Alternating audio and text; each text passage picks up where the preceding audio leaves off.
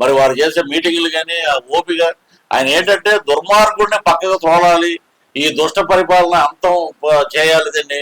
అందువల్ల మరి ఉమ్మడి కూటమి అభ్యర్థిగా మరి ఈ రోజున జయకృష్ణ గారు నిలబడటం జరిగింది పాలకొండలో. మనం అత్యధికమైన మెజార్టీ నుంచి వారిని గెలిపిద్దాం.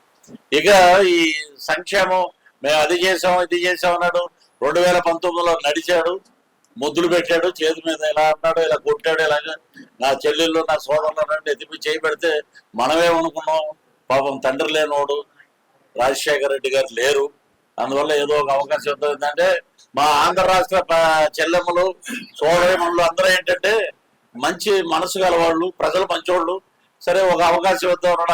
అవకాశం మన నెత్తిపై చేయి పెడుతుంటే ఏంటి అనేది మనకు అర్థం కాలే. నాశనం చేశారు రాష్ట్రాన్ని మొత్తం. ఎక్కడ రోడ్ల పరిస్థితి చూస్తే మొత్తం 40 రోజుల నుంచి బై రోడ్డు మీద తిరుగుతున్నాం మేము. గుంటలు గోతులు మాట, ఎక్కడ చూసినా ఇదే పరిస్థితి ఆంధ్ర రాష్ట్రం మొత్తం.